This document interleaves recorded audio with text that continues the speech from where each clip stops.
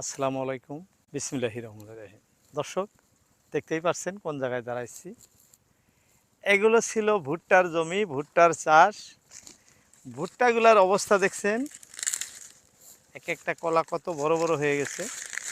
এখন কিন্তু এই ভুট্টা সংগ্রহ করার কাজ চলছে।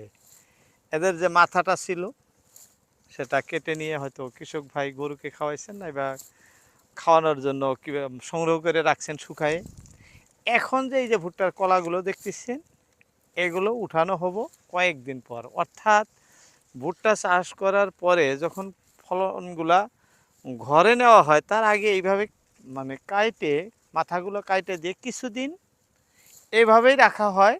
রাখলে কি হয়, এই যে ভিতরকার ফলনগুলো, এর ভিতরে যে ফলনটা আছে আমি দেখাচ্ছি আপনাদের, এই ফলনগুলো কিন্তু প্রচুর শক্ত হয়। এই শক্ত রাখার জন্য এই প্রচেষ্টা, টাইট হবো, বস্তুটা খুব শক্ত হবো ভুট্টা। আর ওয়েটটাও খুব বৃদ্ধি হয় এভাবে আগাগুলো কেটে দিলে। অর্থাৎ আগা কেটে দেওয়ার অর্থ হলো ভুট্টাটা পরিপূর্ণ হবো, বা ফলনটার ওয়েটটা, যেটা ওজন, বেশি হবো।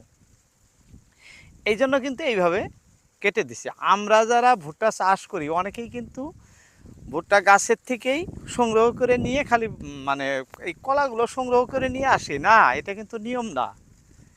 এই নিয়মে যদি আপনি ভুট্টা চাষ করেন, সেই ক্ষেত্রে কিন্তু আপনার লাভবান হওয়ার মানে কিটা থাকবো না, আপনি ফলনে কম পাবেন।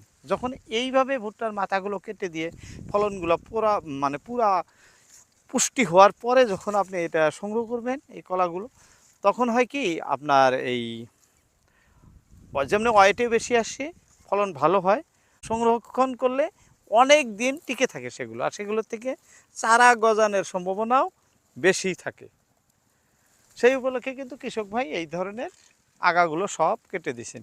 অনেক জায়গা আছে, অনেক হয়েছে। এই বছর প্রচুর ফলন এই ভুট্টার, যে জায়গায় দেখতেছি, অর্থাৎ 10 থেকে 15 কুইন্টাল, 16 কুইন্টাল, 18 কুইন্টাল পর্যন্ত ভুট্টা হওয়ার সম্ভাবনা এবার বিঘা প্রতি কিন্তু আছে দর্শক।